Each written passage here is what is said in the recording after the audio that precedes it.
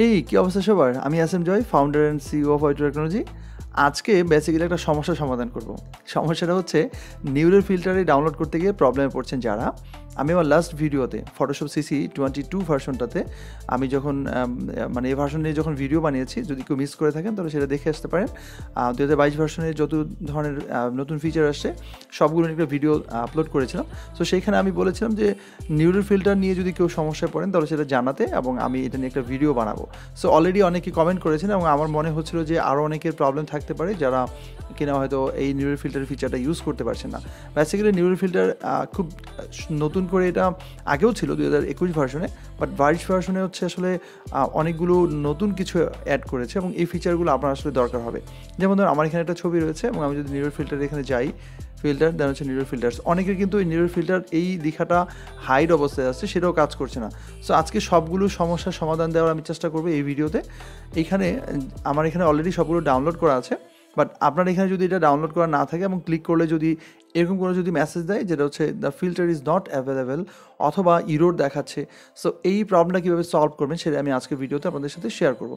So পুরো ভিডিওটা দেখলে আমার মনে হয় আপনার প্রবলেমটা থাকবে না, এবং ডেফিনেটলি আপনি যদি এটা থেকে হেল্প পান তাহলে অবশ্যই ভিডিওটা শেয়ার করবেন, কারণ এই নিউরেল ফিল্টারের সমস্যাটা সমাধানের জন্য ইউটিউবে অনেক ভিডিও থাকলেও আমি যেই ওয়েতে দেখাবো সেটা খুবই সহজ ওয়ে হবে এবং অল্প কয়েক মিনিটে আপনি করতে পারবেন। সো চলেন শুরু করা যাক।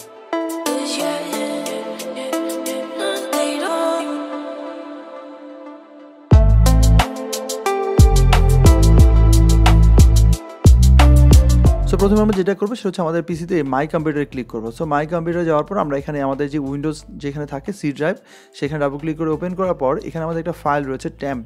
এই ফাইলটা আপনাদের এখানেও থাকতে পারে, যদি হাইড অবস্থা থাকে সেটা আনহাইড করে নেবেন, বা না থাকলে সেটা ক্রিয়েট করতে হবে। অ্যাকচুয়ালি ট্যাম্প ফাইলটাকে আপনি প্রথমে ডিলিট করে ফেলবেন। তো আমার এখানে এটা ডিলিট করা যাবে না, কারণ এটা অলরেডি আমি কাজ করেছি, এটার ভিতরে সমস্ত কিছু আমি রেখেছি। সো আপনি যেটা করবেন সেটা হচ্ছে ট্যাম্প লেখা থাকলে সেটাকে ডিলিট করে নতুন করে নিউ ফোল্ডারে গিয়ে মানে নিউ একটা ফাইল তৈরি করবেন। সেখানে লিখবেন হচ্ছে ট্যাম্প। সো এখন ট্যাম্প নামে একটা ফাইল অলরেডি আছে আমার এখানে ফোল্ডার, আমি আরেকটা নতুন করে ক্রিয়েট করতে পারবো না। সো আপনারা যেটা করবেন সেটা হচ্ছে নতুন করে মানে যখন এটা ডিলিট করে ফেলবেন তাহলে হচ্ছে ট্যাম্প নামে একটা ফোল্ডার ক্রিয়েট করবেন, অ্যান্ড দেন আমি এটা ডিলিট করে দিচ্ছি। তারপর যেটা করবেন সেটা হচ্ছে এটাকে ডাবল ক্লিক করে ভিতরে ঢুকবেন, এবং ঢুকার পর এর উপরে একটা পাথ থাকে যেটাকে বলে অ্যাকচুয়ালি ফাইল লোকেশন আর কি। সো এখানে সি তারপর হচ্ছে মানে যেই লেখার আছে পুরো স্ল্যাশ দিয়ে যে পুরো লেখার, এটাকে পুরোটা কপি করবেন। তো এটাকে পুরোটা রাইট বাটন ক্লিক করে এখানে যদি আমরা কপি করে ফেলি, এবার আমরা কী করবো? এবার আমাদের কাজটা খুবই সহজ। আমরা এখানে সার্চ অপশনে যাব, দেন সেখানে লিখবো হচ্ছে edit the system, as a system environment. একটা আমাদের এখানে সার্চ করলে চলে আসবে আমাদের সার্চ অপশন থেকে, সেখানে আমরা কন্ট্রোল প্যানেলে যাওয়ার পর এখানে এনভায়রনমেন্ট ভ্যারিয়েবলস যে অপশনটা রয়েছে সেখানে ক্লিক করব। সো সেখানে ক্লিক করার পর দেখা যাবে যে আমাদের এখানে আরও কিছু অপশন রয়েছে, সেখানে আমরা নিচের দিকে আসবো, সিস্টেম ভ্যারিয়েবলস যে আমাদের অপশনটা রয়েছে সেখানে নিচে চুজ করবো আমরা ট্যাম্প।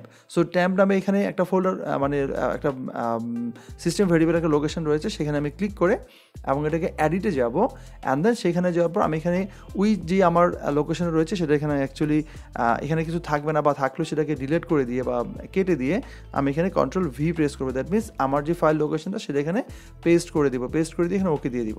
ওকে, আমার কাজটা শেষ। দেন এখানে টিএমপি নামে আরও একটা অপশন রয়েছে, সেইখানেও পাথটা অন্য কিছু থাকতে পারে, আপনি সেটাতেও একইভাবে ক্লিক করে এডিট দিবেন, অ্যান্ড দেন সেখানে গিয়ে এটাকে মুছে দিয়ে যাই থাকুক আবারও কন্ট্রোল ভি প্রেস করবেন। দ্যাট মিনস ওই ফাইল লোকেশনটা এখানে কনফার্ম করে দিতে হবে, অ্যান্ড দেন এখানে আমরা যদি ওকে দিয়ে দিই, তারপর যেটা করবো সেটা এখানে জাস্ট আমরা ওকে দিয়ে কনফার্ম করে বেরিয়ে যাব। এবার আমি যদি সবগুলোকে ওকে দিয়ে ক্লোজ করে দিই এবং এটাও ক্লোজ করে দিলাম, এবার আমরা যেটা করবো ফটোশপটাকে রিস্টার্ট করবো। ফটোশপটা অফ করে দিয়ে, বা পুরো কাজটা আপনি ফটোশপটাকে অফ রেখেই করতে পারেন। তারপর ফটোশপ যদি আপনি ওপেন করেন ফটোশপ সিসি 22 ভার্সনটা, সেইখানে আসার পর দেখবেন আপনি নিউরাল ফিল্টারের সমস্ত কাজগুলো আপনি করতে পারছেন, মানে আপনি এটাকে এখানেও অ্যাক্টিভ হয়ে গেছে যদি এটা হাইড অবস্থা থাকে, অথবা এখানে আসার পর আপনি সবগুলোকে ইজিলি ডাউনলোড করতে পারছেন অথবা আপনি কাজ করতে পারছেন। এখানে একটা জিনিস আপনাদেরকে মেনশন করে দিই, যদি তারপরেও ডাউনলোডের প্রবলেম হয় সেক্ষেত্রে আপনি অ্যাডোবির অ্যাকাউন্টে ওপেন রাখবেন, যেটা আমার এখানে আমি রেখেছি। এই যে এখানে গিয়ে দেখাচ্ছে যে আমার জিমেল দিয়ে এটা অ্যাকাউন্টে সাইন ইন করা আছে, আপনি আপনার জিমেল দিয়ে একটা অ্যাডোবির অ্যাকাউন্ট ক্রিয়েট করে দেন সেটাকে আপনি সাইন ইন করে রাখতে পারেন। তো আশা করছি প্রবলেমটা আপনার থাকবে না। এরপর আপনি খুব সহজেই যে কোনো নিরল ফিল্টারের নতুন ফিল্টারগুলো ডাউনলোড করতে পারবেন এবং সেগুলো ইজিলি ইউজ করতে পারবেন। তো এই ছিল আজকে ভিডিও।